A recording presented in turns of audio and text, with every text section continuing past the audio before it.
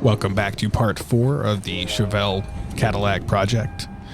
Let's see, I installed this snorkel since the last time we did this, and now I'm headed to my absolute favorite place on Earth.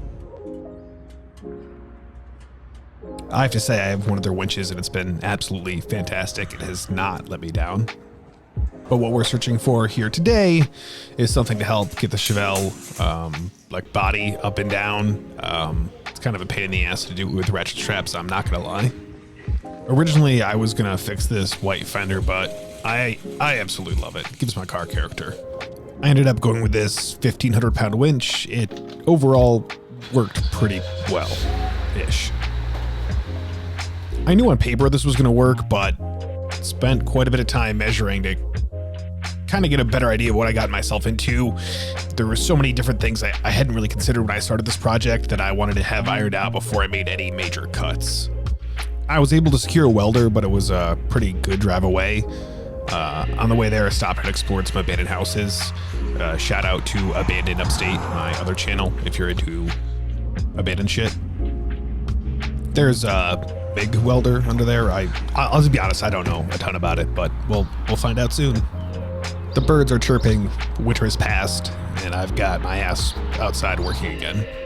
Here's the winch I got from Harbor Freight. Like I said, it worked pretty well, but balancing was an issue.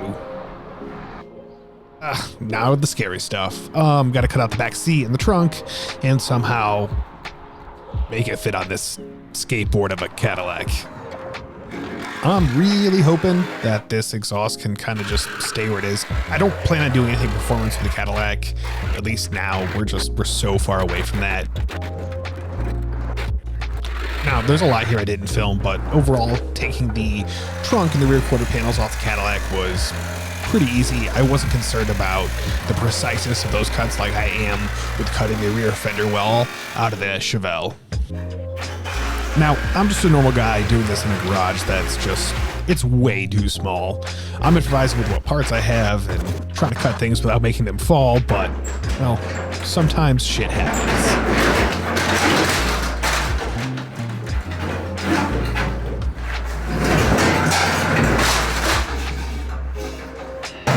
And there it is. The Chevelle is stripped down to its thinnest nature, being as light as it'll ever be.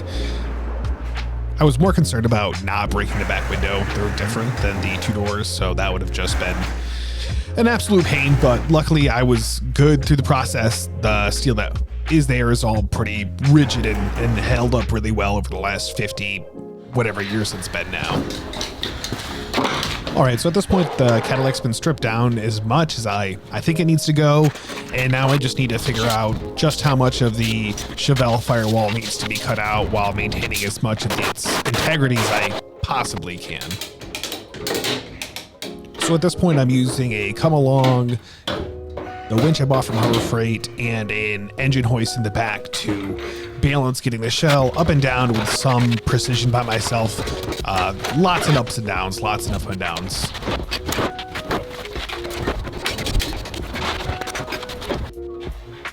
I cut the trunk a little bit tight so the rear quarter panels in the back by the trunk would actually slide over what was left of the Cadillac shell, so that way it's actually like down and underneath. It's going to be a really good platform to marry those two pieces of steel together back there.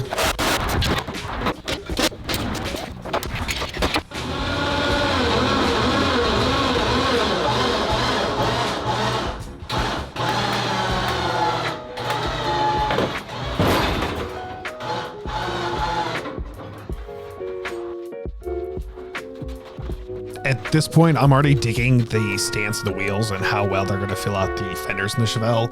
I previously had wheel spacers in there with some 5th gen Camaro wheels to kind of make it look full and modern. So far, this is looking really good on how it's going to fit, and shit, I lost my head at this point. Don't mind the messy hair.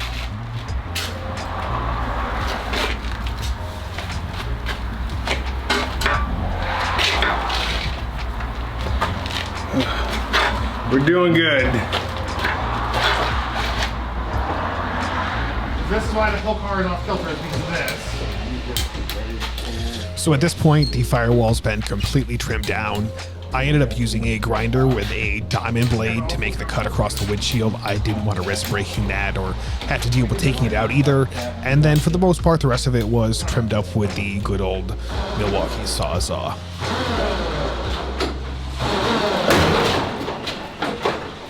Yeah, see, hold on, let me go look at the back.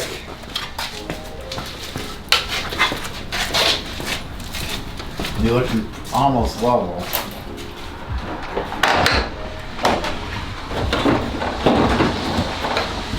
Right here, I'm sitting over here still. Yeah, that's fine. No, it's got to come over. No, it's gotta come over. No, it's on the inside. No, yeah, it's gotta go down a little bit more. Oh, hold on. Safety ladder. So at this point, the rear seat is looking fantastic, and I'm going to be able to keep all the factory seatbelt mounting locations, so I'm very excited for the additional safety added there. So as it's sitting right now, the body needs to scooch up about 1.5 inches, and I gotta lift it up one more time to make a relief cut to make that happen. But shit, look at it. It's almost there. It's really starting to feel like a real life car. I was kind of joking around saying maybe it's a 2070 Cadillac Chevelle because it's from the future. But yeah, shit, it just might look stock, kind of factory. The rear bumper area is kind of looking like it's going to line up pretty well. And that wraps up part 4 of this update. Until next time.